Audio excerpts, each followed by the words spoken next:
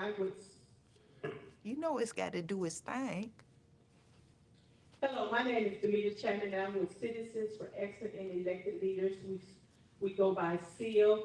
Today, we're interviewing Mel Keyton, that is running for the Senate seat District 28. I want to thank the pastor of this church for allowing us to be here today. And just thank the audience, and not only that, the voters that's taking time out, because this election is very important. Early voting starts Monday, and so we have to make a decision what we're going to do starting Monday. And so I want to thank Mel Keyton for taking my call. I see that you're running for the Senate seat 28, so I'm going to give you a minute and a half to tell us a little about yourself, and then we're going to go on into the questions.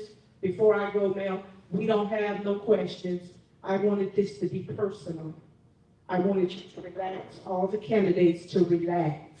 I didn't want to have them on a script or me on a script, because see, when they go out to vote or go to form the debates, they're on a timer, and you don't really need to see the candidate.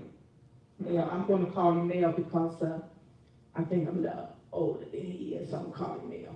So, Mel, give us a minute and a half. Thank you, Ms. Chapman, for having me. Like I said, like she said and explained, my name is Mel Keyton. I'm a servant leader of everybody. I wake up, I live, work, and eat public service. And when from the time I wake up, taking care of my family, taking care of my HOA, just being an HOA subdivision president, going to serve DeKalb County and all the surrounding cities for intergovernment agreements, and anything that I do is serving all of the constituents and on everything that they need, and all times, all times of days, all times of nights. I'm always serving everybody. I live to serve, and I just enjoy. I get and most importantly, serving the Lord. So that's my main thing. And I get a thrill out of this. It's my thing, and I just really enjoy doing it. And I'm a people person, so that is what inspired me to run and keep running. For everything. Because when I see issues going on in the community through the state of Georgia, I want to address those issues, and the only way that you can address those issues sometimes is to get in the race and apply for a position at the seat at the table. And when I see that there's a need for it, I don't have a problem. I don't have any fear, and I'm not scared to do it. I just jump in and do it, and I'm resilient, and I'll keep trying, and I'll keep going, and I really have strong beliefs on what I believe in, and I believe that we can do this. So that is who I am. Okay, thank you. Now you said it, so I'm gonna open the door, because you know how people is. There go Mel again. He running again, and you said why you is running, and you're gonna keep running, and you're not the only one that keep running. So thank you. Tell me, why did you want to run for Senate District 28? Well, that was a long time ago. I thought about it. I was seeing some things, and I saw. I took time to learn how bills are read and how bills are passed, and I doubted myself, and I said that's too tall of a task for me. And as I got to learn, what it really was about and how things get passed, and how the government operates. And I remember saying, mom always told me, son, you can do all things, and don't let nothing stop you, and aim high. And so, and I finally built up the courage to do it. And I was like, win or lose, they were redistricting, and I said, I'm still gonna run. And I ran anyway.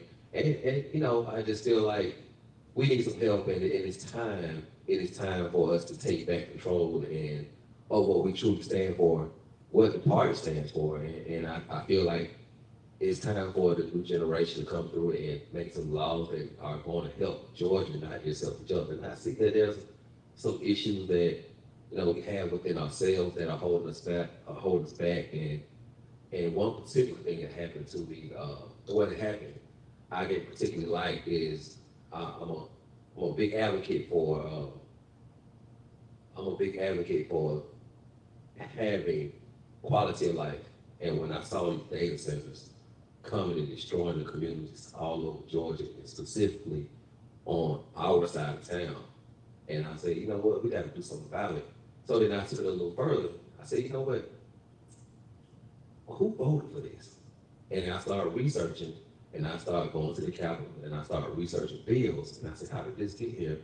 And then I found out it was some of our local leaders that we keep putting in office for years that were the ones that were voting for bills to bring data centers here and give them incentives in 2018. And when I saw that, I was like, you know, that was wrong. You know, and as a veteran legislator, they should have done more research and should have known what the repercussions with this bill would be to our community. And there's a lot of other things that I chose to run on that I believe that our generation can benefit from, and I'm a strong advocate also because I feel like I'm watching homeowners as I've been knocking doors over the course of years for different seats. I've seen the struggle of homeowners, and specifically our seniors that have, some of them have been here 30, 40 years living in the same house. And one of the things that touched my heart was this lady off of Jones Road. And I knocked on her door and she was, you know, very elderly. She needed some help. And I saw that she was eating cat food. And cause she, you know, and I said, you know, I went and bought some groceries. And I don't post pictures and beat on my chest because I helped somebody. And I was like, wow. And I was like, how long have you been here? And she was like, I've been here a long time. Like, this house been paid for. And she can't even afford to stay in the house that she paid for. And one of the things I'm advocating for is when our seniors have done everything that they have supposed to do and they have retired, let them retire. I feel like if you paid your house off and you have done everything you were supposed to do, let these people own their homes without having to struggle paying for these taxes and then, you know, in lieu of just getting ready to loot their house over at a tax sale because they can't afford the Social Security that they get and to eat and to pay the taxes. And I feel like that's wrong. And I think it's only about 7% of the seniors in our community that own their homes. And I'm just an advocate for it. And not only that situation, I saw another situation where this lady, she lived in the West End in one of my old neighborhoods. And she was selling her house and she wanted to buy a minivan so she could sleep in it because she couldn't afford the house anymore. And I said, you know what, this is wrong. And I remember speaking to other elected officials and they all got the same excuse, the same time excuse. We can't do that. It's gonna hurt the schools if we let them not pay taxes. We already giving them a break. Man, listen, they deserve those same reparations. They deserve it. So let me stop you right there. So right now it was a big old thing, and I don't know if it passed because I've been so busy doing other things.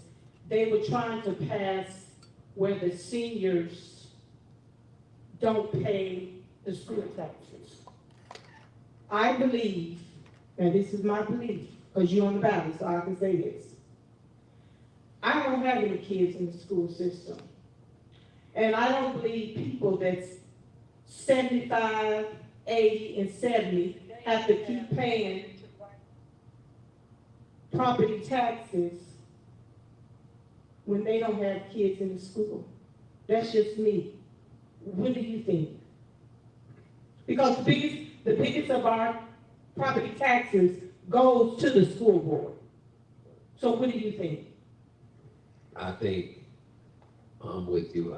I'm going to be, if the Lord bless me one day, I'm going to be a senior as well. And if I live to see it. And I totally agree. Like, you know, you have done it. What do you really own at your age now, as a senior? You pay taxes on if you lease a car. You pay taxes on your Social Security check. You pay taxes on your check for the whole 30 years. If you sell your house, you got to pay property gain taxes. You've been paying taxes on when you shop and everything that you do, you pay income taxes and you just don't ever really own anything. And I feel like our cities and our municipalities can, and it's the state of Georgia, they have a $14 billion surplus right now. Find something else to tax. Why is it always the people who have chosen to have home ownership, which is supposed to be the American dream? Why do they have to carry the weight of the world on them? And not only that, you got the insurance companies taxing you. tax you out of your house. So, and if you have an escrow shortage, your mortgage goes up. When our seniors pay their houses off and they are rewarded with that, what that does is it gives them the advantage where they can use their money for what they want to use it for. Now they can shop. Now they can go on vacation if they deserve. Now they can truly retire. There's no reason in the world that somebody has worked 30, 40 years on the job and they should be at the Walmart breathing because they need some extra money, can't even stand up. That's wrong. That's wrong. And the young people need to take responsibility for that. And all the development that we got going on in all the local municipalities, they can do better. You know, we sit here letting data center companies get a tax break until 2035. I was just gonna ask you, Microsoft. I think Microsoft they gave them a tax break, right? Yeah, they gave them a tax break. And not just Microsoft, a lot of them. Until 2035, it was very disheartening when I watched those legislative meetings and I watched some legislators trying to say, let's go back and revamp this bill, let's repeal it, let's make them pay their fair share. And I saw people that were supposed to represent us say, no, that's not good enough, no. And fight the bill from going through. And I was like, you know what? Why would you do that? You know, you can't win everything how you want to win it, but that's a win for us. That could have took the burden off of some taxpayers, you know. Now, let me ask you a question. Why is it that when people run for office, they have all these big plans, they make it taste like a pound cake. They tell us everything's so smooth.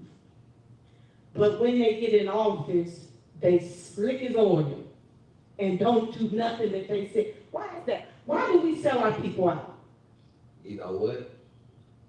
Because you get in office and you learn the way a lot of these elected officials, not all of them, we have some good elected officials, Absolutely. but the bad outweigh the good.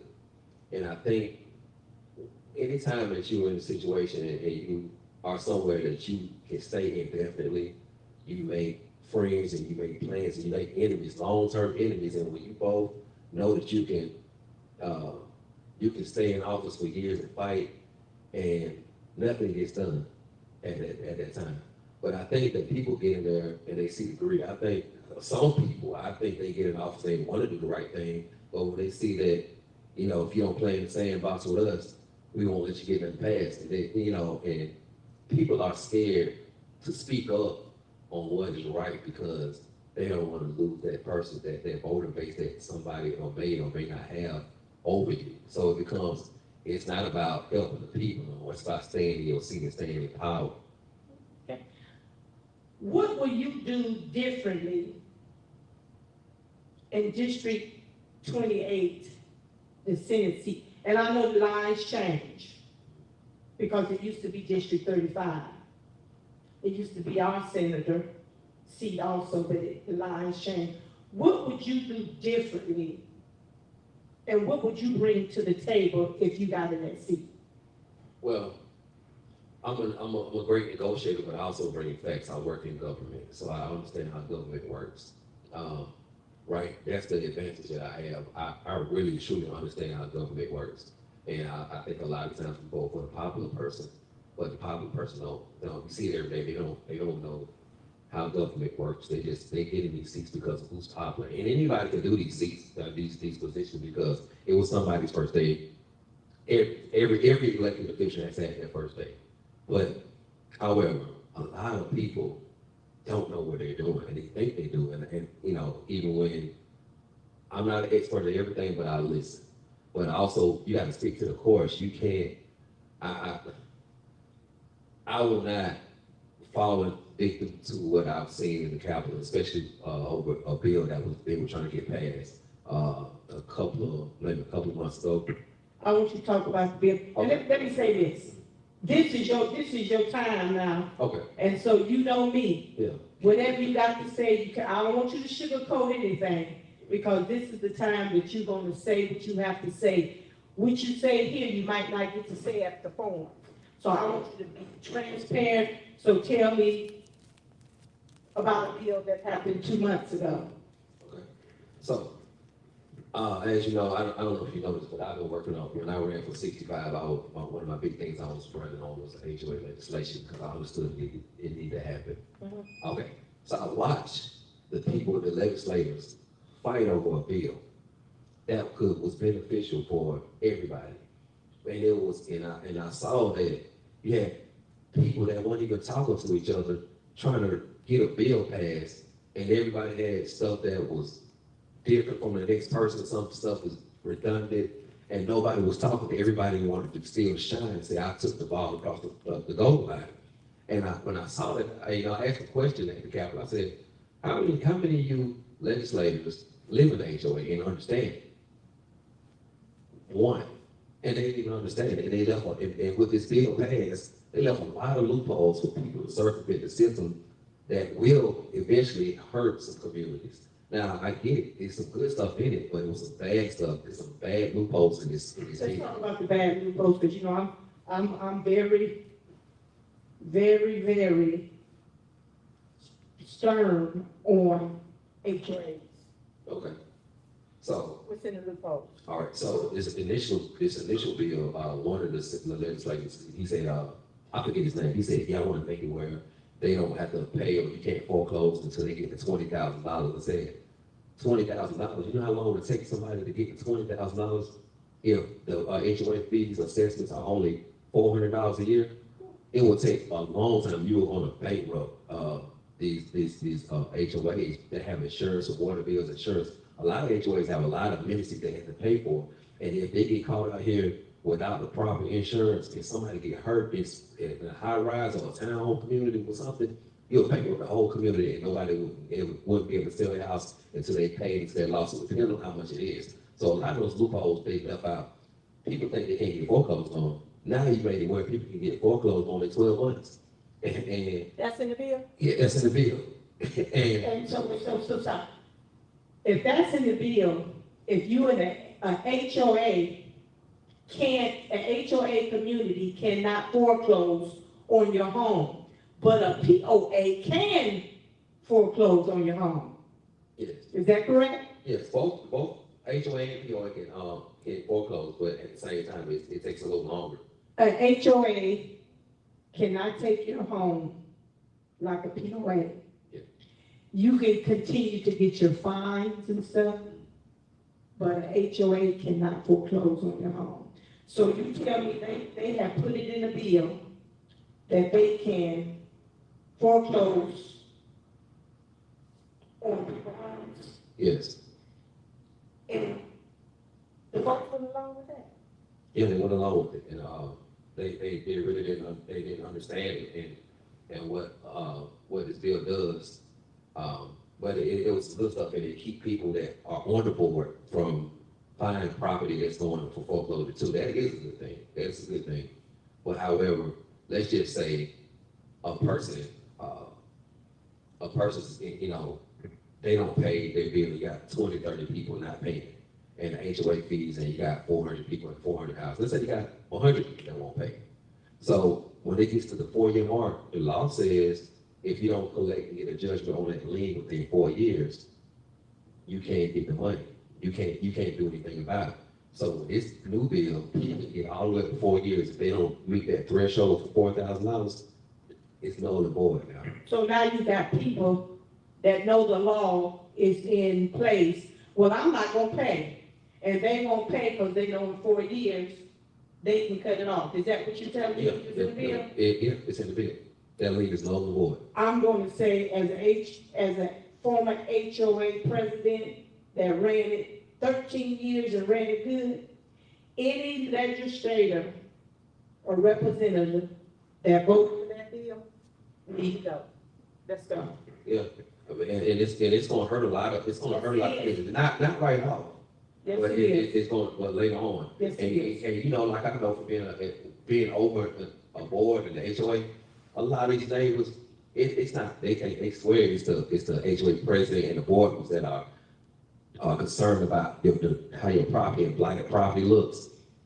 But it's a lot of times, it's the neighbor calling like, hey, y'all need to get this house together. So on our side of town, during COVID, you know what happened?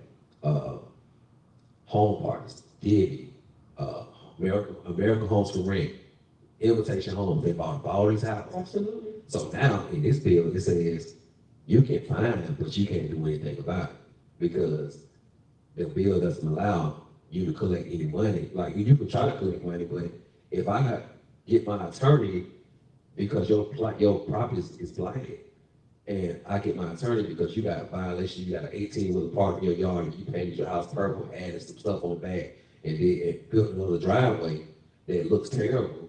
So now, when I go to you, to the rental company, because they receive the same benefits that the homeowner, you can't discriminate. So now they get the benefits of the homeowner, and now your whole community looks blighted because you can't say nothing to them. You can try to find them, but where is it going to go? So basically, the bill, and I said this earlier, when I was the HOA president, Mel, it was people, attorneys, that had relationship with people at Rhode Island.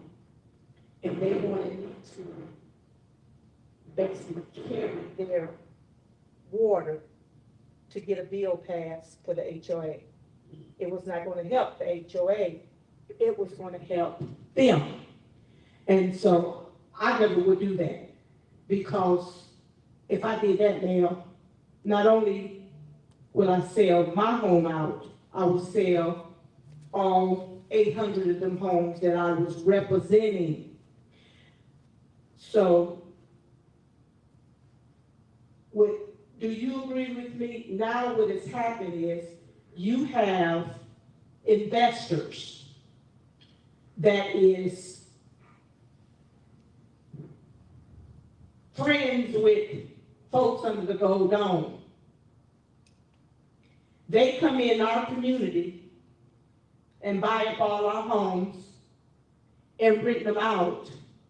People like you or me that's invested, because that's the biggest price tag that we got at the home. Now we got to suffer because a Billy Joe don't have to follow the rules. So you telling me that under the gold dome, and I'm going to get that bill and I'm going to read it. You had folks vote on that bill, and it passed. Did the governor sign that bill? As far as we know, he didn't sign it yet. If he didn't sign that bill, I'm gonna tell you, Mel, I'm gonna write him a letter and ask him to veto that, because that'll mess a whole lot of folks up. Do you agree with me, Mel? When you move into an HOA, you move in there for a reason.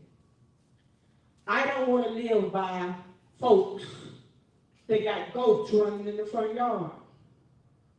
I don't want to live by folks that have painted their house black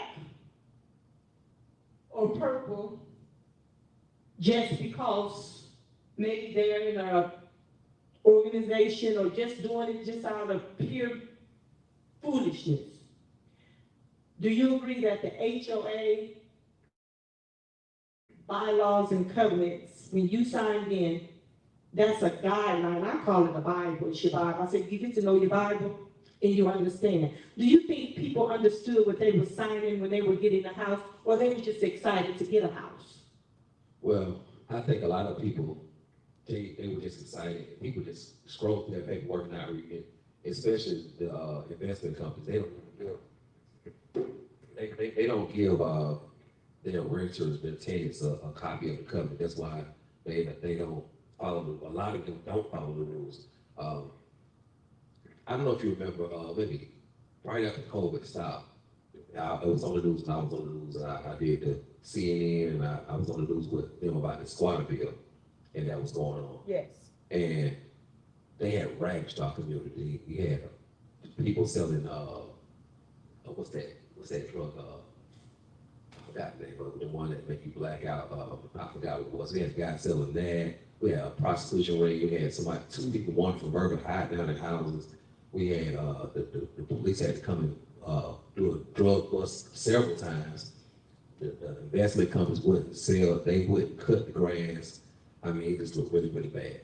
And when we called and tried to reach out to the investment companies, they put the shell companies up. So the shell companies pay, so you won't know who's really on the deed. So and then we would pay these lawyers to go out and send letters, and we pay all this money trying to figure out who to find, and they would come back and say, hey, you sent it to the wrong company.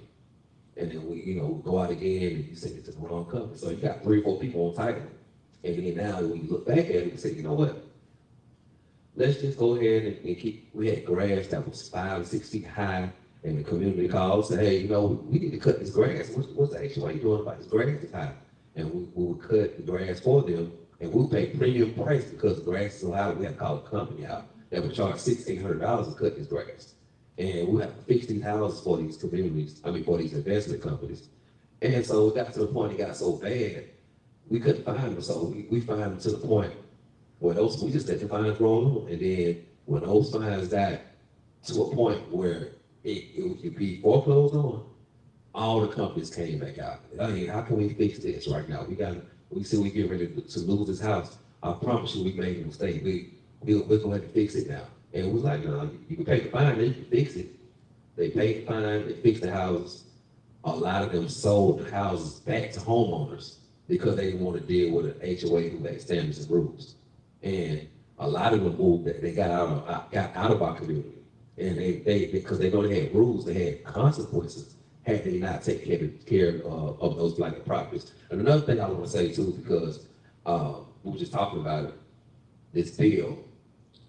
Now, when these HOAs realize that people are circumventing the system and they don't have to pay, and they can come back every 4 years and get it knocked off, eventually a lot of these HOAs who are charging $300 or $400 are going to raise their rates up to probably about maybe $1,300 to $1,500 a year, so they can get to that $4,000 mark faster when they see that people are not paying and have those shortages.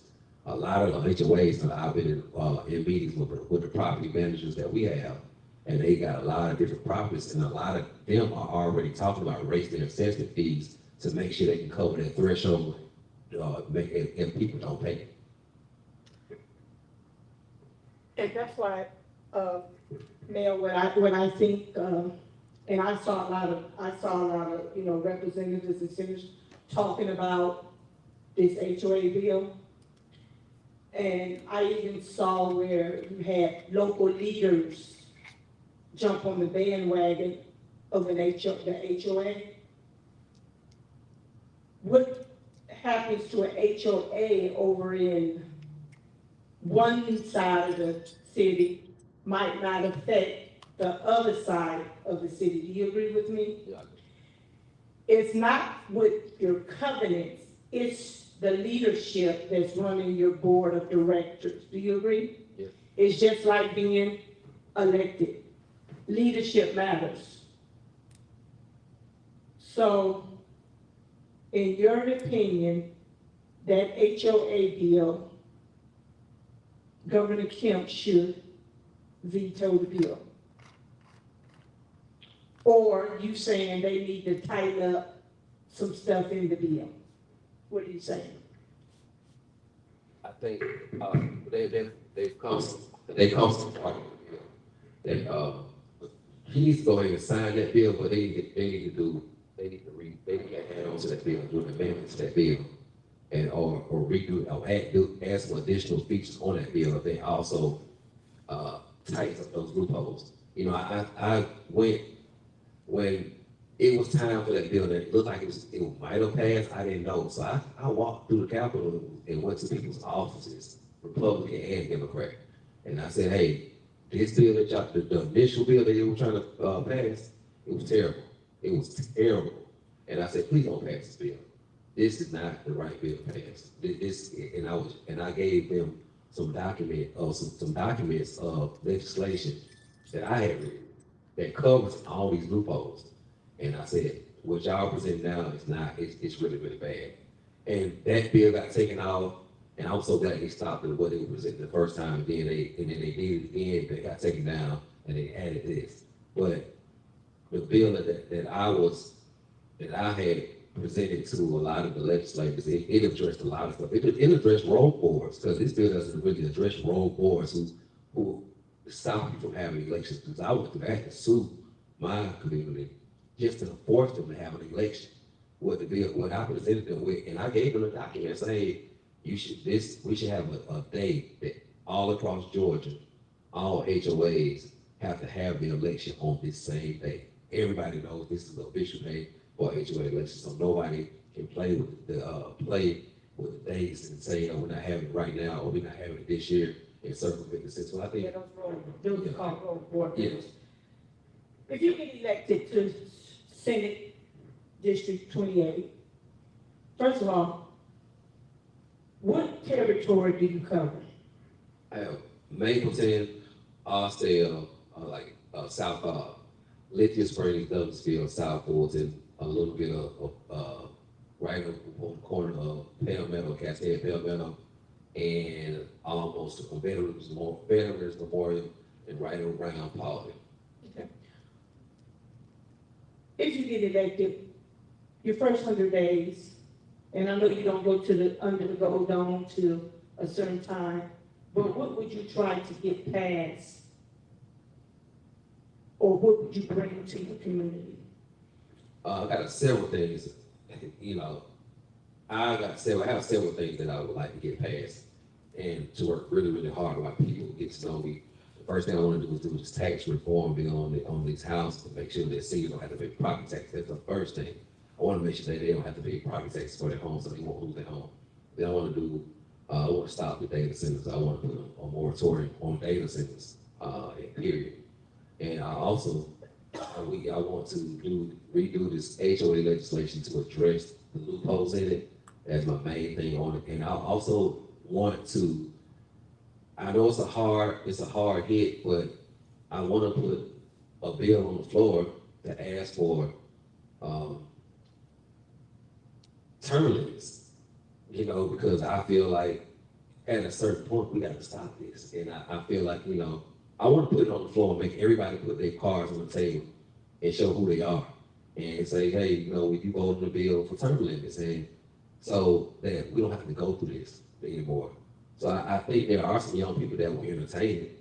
People that feel like they can win all the time, I know they don't want to entertain it, but come on now, we got people that under the gold dome who don't really know what's going on, they're behind in time. We got people in our Congress with Alzheimer's, and we don't know what they're doing. And I think that we need term limits for any and everybody, and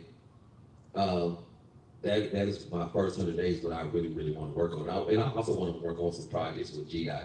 I really would like to get on that committee, the urban development committee, because I really feel like, the infrastructure part is dear to me, because I know how it works. So that is the main thing I want to get on. Okay, even if you don't get elected, could you still get on that committee, or you have to be elected official? Or who you know? They got some seats. I've tried to get on some committees, but It's who you know. it's who who you're friends with. Okay, got you. And once everybody get elected, now they ain't got time for you no more. So Oh, yeah, I already know. Yeah. Let me say, you said something about term limits. And I'm going to say this, because you're on the ballot and I don't want you to get in trouble. During the time that Congressman John Lewis passed,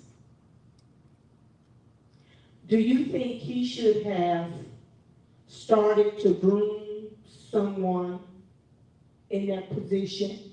Although we got to great the Senator, Nakima Williams, but did he groom her? Or she just ran for the seat? Well, I can tell you this. He groomed me, and he groomed the kids in my neighborhood. I grew up on 1266 Cahaba Drive, and he was out for Ignition. And we used to go to his house to play basketball in front of his house. Okay. And he adopted a son he adopted a son, and we would all go over there and play. Okay. I didn't know him too well, but one of my friends came from the same adoption home with him, that Kenya. And we would go over there, even before he had son, we would all go over there and play. And we would see the elected officials that would come over there, and he helped groom me. He didn't know it, and I didn't know it, But I saw what the mission plan was. They were helping each other. Everybody had one goal, and one goal in mind, and it was for us to win. And there was no fighting. There was no district line. There weren't any of that. But I still think that he should have groomed somebody uh, up and added, up closer to where he was, and or maybe found somebody, or just to reach out to see who wanted to run for that seat, because you don't want to die in these seats, because it's almost like your parent dying without a life insurance policy. Now you're scrambling, trying to figure out like what we gonna do, who's the best for the job, and we don't know what to do. But I get it. A lot of people, when you're in these seats, it consumes you. You feel like nobody can do it better than you, or I'm scared to see who comes behind me or what they might do. And I do think that, somebody should have been in place to say, hey, can I take a seat, and can you help me get it in the office? And because we got to pick up the tab anyway. And let's just say you get sick, or if you don't win, now we have to, somebody got to know how to guide the ship when you're not there anymore. So. And right now, we're not the majority. How would you work across party lines to get something done? Because I would vote on things that make sense. And I think any respectable elected official can respect the person that votes on stuff that makes sense. I think a lot of stuff I've seen at the Capitol, down there fighting is not going to vote for it because it's a Republican bill, or the Republican ain't going to vote for it because it's a Democratic bill, and I didn't write that bill first, and you didn't write that bill first, so I ain't going to vote them because I don't want you to win. If it makes sense, it makes sense. Anybody can respect that. Like, hey man, listen, what's this bill called? Okay, this bill does what? And so you basically saying it's ego. it's ego. That's all it is ego. Oh, our party's better than yours. We're going to show we get stuff done out here. So we ain't going to vote with y'all on nothing. Or a lot of times people voting on both sides because they are scared to stand on the principles that need to be stood on. So they are scared to vote on the things that they should be saying yes to. And I think when people see that, they kind of, other elected officials get upset with you. So I'm just not that kind of person. And I'm going to pick on our side because you live on our side, so I'm going to pick on our side. What would you bring to our side of the tracks to help our young folks and give our young folks something to do? And the reason I say that, I see a lot of partying, I see a lot of whining and dining, but it's all centered around the seniors because people want the vote. What would you do for the young folks? School is going to be out soon. When we were coming up, you remember it was called, when I was coming up, it was called C.E.E.L. And we got paid, I think, $3 or $4 an hour. We thought we was rich, but it was a summer job. What can you do to help these young teenagers that's going to be out for summer, or what can you bring to the community? Well, I will make sure that we have money allocated in the fund. I would give funds to all our local municipalities and encourage anybody to do that, because I grew up in that era where summer camp was free. I was in a lot of stuff that was free, and I went to Adamsville summer camp. It was free. I was on the City of Atlanta Dolphins. That was free. Had activities that they put money toward, those kind of things, but there's just only one fix, because some people got paid and it gave us something to do. But also a lot of our children don't have any ways to make money on our side of town, because our legislators are a little out of touch on what needs to happen around on this side of town. And even our municipality leaders are out of touch on a lot of things, because you're bringing, every time you look around, you're bringing a subdivision and data center, beauty salon, barbershop, and Popeye's chicken or whatever.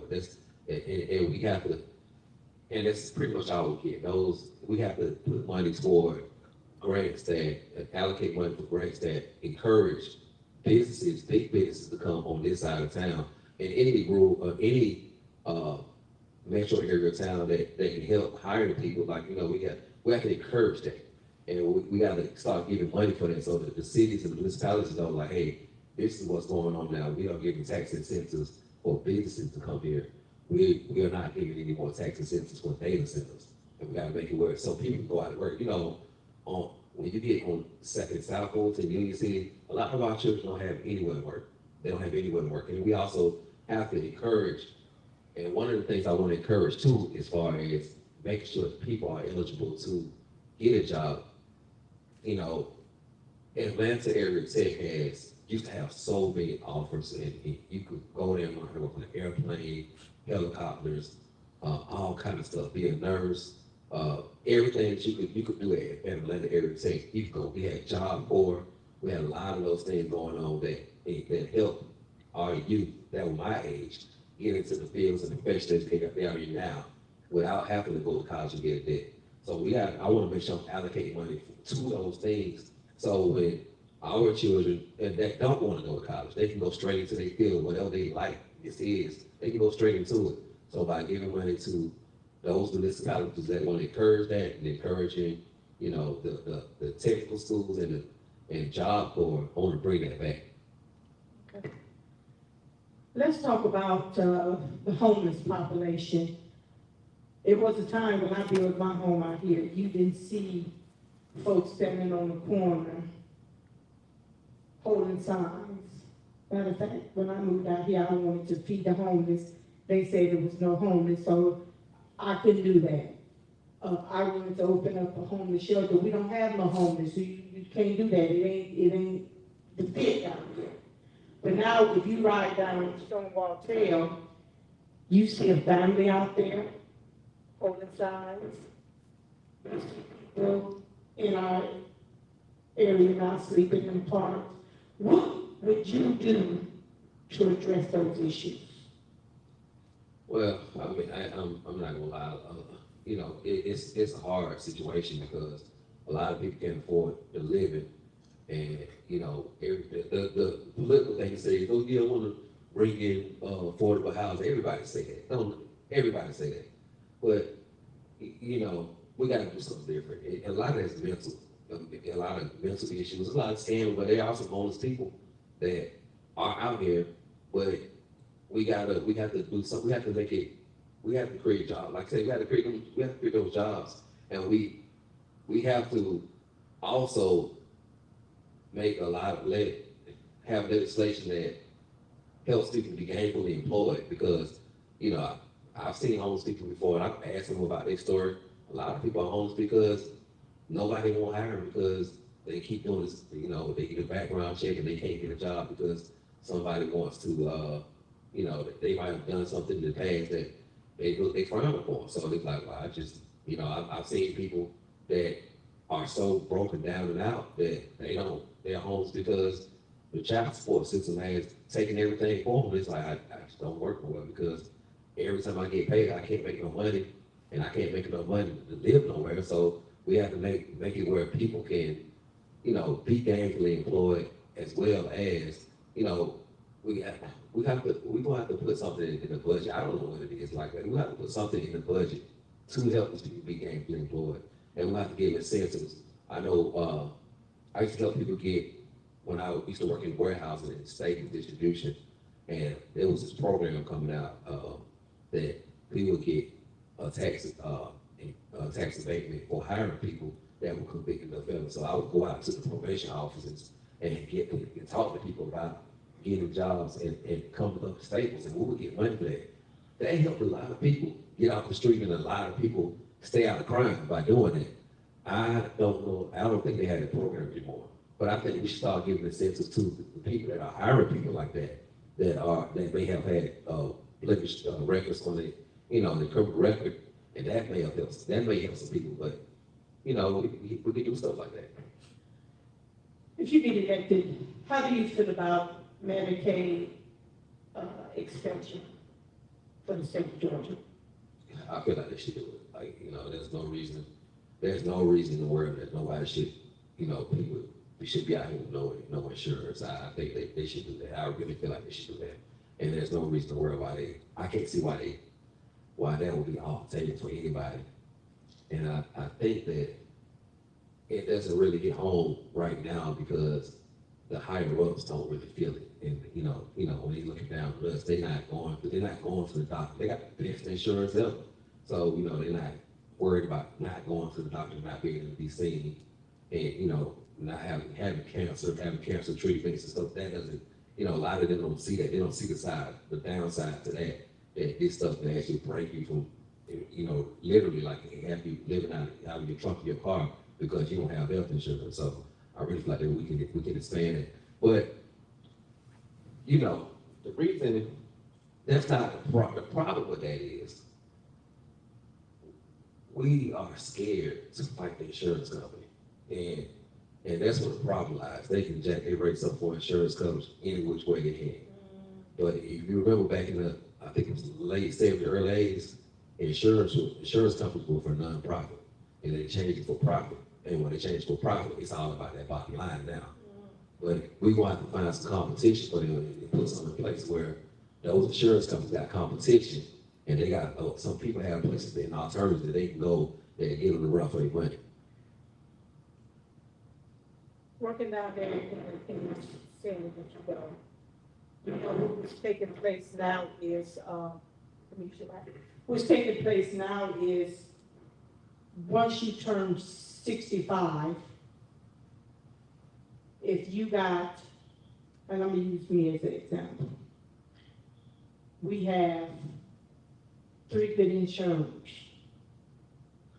But now, when I turn 65, you got to get a part A, B, or C, and I think it's D.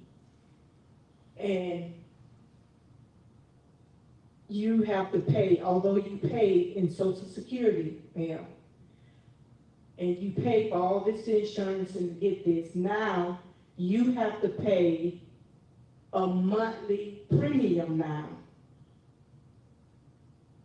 And if you don't pay that, then you get penalized. How do you feel about that? Because I'm gonna use the military. The military have good insurance. Some of them did 40 years in the military. They should have that insurance until they die now. But when they turn 65, they in a bracket now. Now you got to pay Social Security amount every month to get health insurance. That's another burden on the taxpayers or the people that have paid. How do you feel about that? Do you think that should have taken place in the United States? No, I don't think that should have taken place. Like I say, it's all about the bottom line. And I know, I'm gonna say it anyway, I know we the church, but look at Colorado, what they did. They legalized cannabis. They started taxing it. They use that for healthcare and schools right now. It makes money. Anything to take the burden off of taxpayers that can help other places, it's not off the table for me. I mean, because you got alcohol, tobacco, you got all this stuff that you can tax, other things that you can tax that help healthcare. Healthcare shouldn't cost that much money. I remember looking at some of my old paychecks and I kept them. And I remember when I was young and I had my first son and I was 21 years old living in the house, I was paying $5 a check every pay period for healthcare.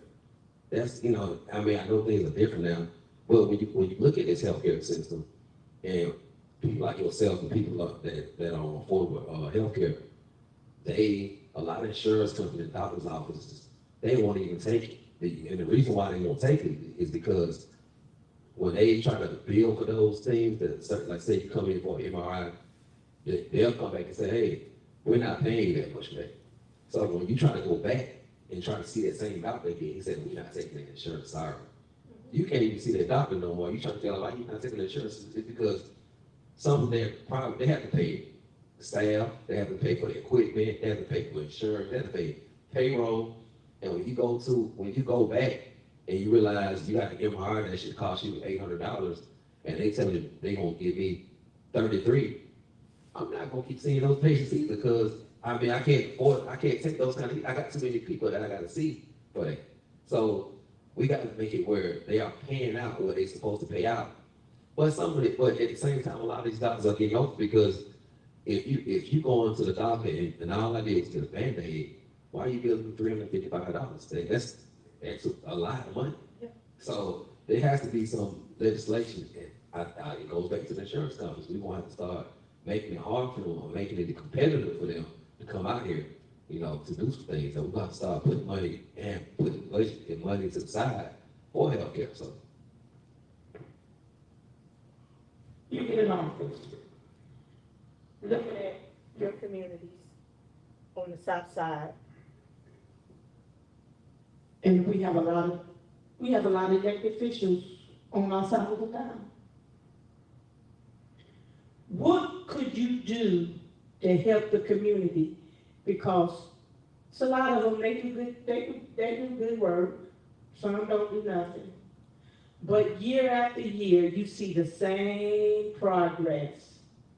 You see the same thing. What would you do if you got in office to change that? well, the first thing I would do that would change that stigma we have, I ain't endorsing nobody. Because a lot of what's going on, you got the friends endorse the other friend, and so you endorse me, I endorse you, and we stay in, and we talk all this junk about how we gonna change stuff. When we get in office, and you get in there, and it's the very same people that's doing the harm to the community, some of our elected officials are endorsing, and so they can stay in office and keep doing it. That's the main thing. We about to, at some point, everybody got to stand up. The real people got to stand up. We got to shun this behavior. Like, if you're doing things that are against the community and are against what we believe in, and especially against my values, I'm gonna tell you about it. And I ain't got nothing for you. If that's what you're gonna do, listen. If I look at how you've been voting, and I watch your community say, hey, listen, our city hall is corrupt, and they're firing people, mistreating people, and I see that a whole community came out and said, please don't rezone this area for a data center. It's not zoned for a data center, and I see you doing that again. You asking me to do something for you. I can't allocate money for you to help put your data center in the community against your own community. I'm not advocating no money for that. I'm not gonna give you money towards that, because that ain't what the people ask for. And I'm not afraid to tell the person, like, hey, what are you, he or she, what are you doing that your community is reaching out to me, or I see what your community is reaching out and asking you to do, and you're going to do the total opposite. And we got to start telling people, like, that's not right. And I think a lot of people are scared to say what's right, and they see what's going wrong, right? Everybody get out here, the same people that are doing the harm to the community, we keep putting them back in the office, and people are making it seem like they're doing a good job, and they're not. And it's baffling to me to watch this show. It's like, wait a minute, y'all didn't see what just happened? Y'all didn't see that they just did that, and everybody play like that didn't really happen, and go and elect them again. Like, y'all really back this person. What are you backing this person for? Like, I just said, like, for what? What are you saying? Oh, I just like it. Like what? Like what? Are you scared? There is no way in the world that you got enough guts to say we need to stand up to Donald Trump in the White House, and you can't stand up to the local elected officials on your level and say they Word. wrong. I'm not gonna say a mumbling word. I ain't gonna say nothing. So you ain't gonna put me in there. You got to put me in there, but you told the truth. Look, we almost down to the hour. Mel, I want to thank you. I want you to look in that camera, and I want you to tell District 28 why they should vote for you in this election, and then I'll close it back out. I am Mel Keyton. I'm running to be your next senator in District 28 for the state of Georgia. I really have a vision for the state of Georgia, and I feel like we can all succeed, and I'm here to help everybody, not just one side. Whether you vote for me or not, I'm here to help everybody. I'm a people's person. I'm for the working class people in this state of Georgia.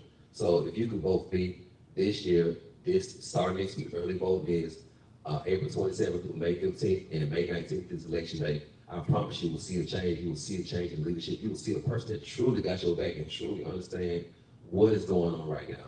You got somebody who will always vote in your best interest. Thank you, Mel Keyton, for that. Thank you so much. Well, you heard it from Mel. He's the last one for today. We're going to go back tomorrow and do Mr. Brown that we ran over, so they wouldn't let us back in to do his. So we're going to do his tomorrow at 1 o'clock. So tomorrow we have 1 to 2, 2 to 3, 3 to 4, and 5 to 6. A long day. We're going to close it out tomorrow. But I want to thank you, Mel, for coming. Voters, it's up to you. You have to make the decision what you're going to do. I'm not here to tell you who to vote for, but you have to make the decision and live with that decision. You cannot say,